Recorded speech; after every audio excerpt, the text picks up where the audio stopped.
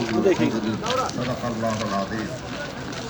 قال رسول الله صلى الله عليه وسلم: إن أحد جبل يحبنا ونحبه، أو كما قال عليه الصلاة والسلام: إن الله وملائكته يصلون على النبي يا أيها الذين آمنوا صلوا عليه وسلموا تسليما. صلوات على ملائكة.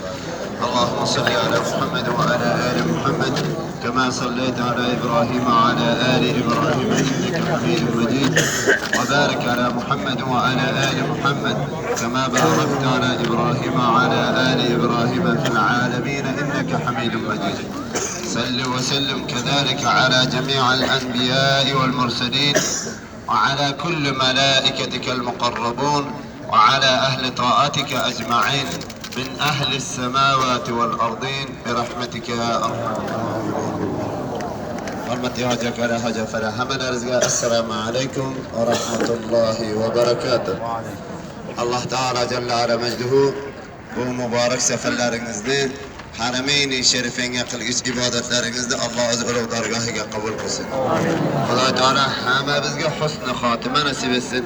Allah Teala ömür beraber kılgan masiyat günahlarımızda Allah o'zi kechirsin. Hurmatli hojilar, hammamiz mana Uhud tog'iga ziyoratiga keldik. Oldimizdagi o'sha katta tog' Uhud tog'i 7 kilometr uzunligi, 2000 metr mana yuqorligi hojilar.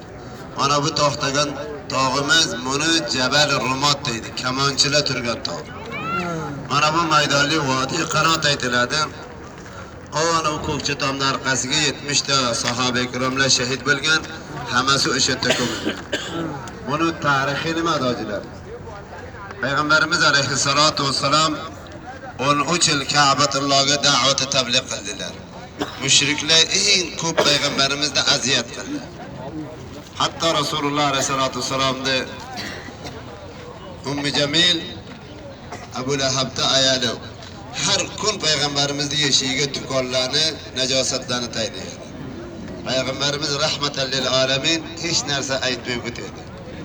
Alloh taolo jalla ala shanuhu hamma payg'ambarimizning dushmanlarini halok qildi. Hammasi jahannamga vosil bo'ldi. 13 yil Ka'batullohga payg'ambarimiz da'vat tabliq qildilar. Yasir Sumayya radhiyallohu anhuma birinchi shahidil islom payg'ambarimizning sahobalaridan shahid bo'lgan. Ular ikkisini Abu Jahl al-Ayn temillarni qizzitib muboraklarini shahid qildi.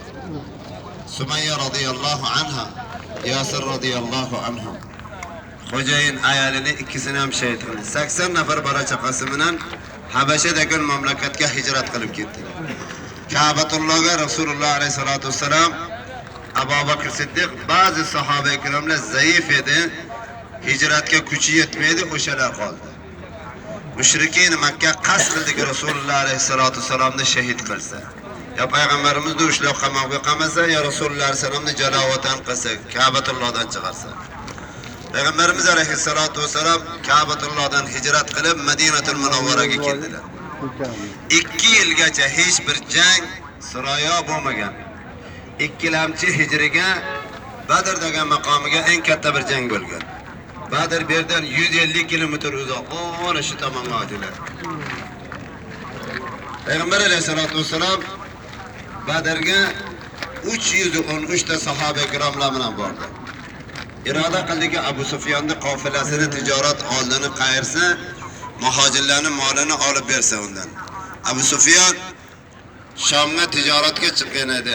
Hamma muhojirlarning molini g'asb qilib olgan edi. O'sha molga muhojir sahoba ikrom mu'minlarning moli bor edi. Payg'ambar alayhisolatu vasallam Badrga 313 ta sahoba ikromlar bilan bordi.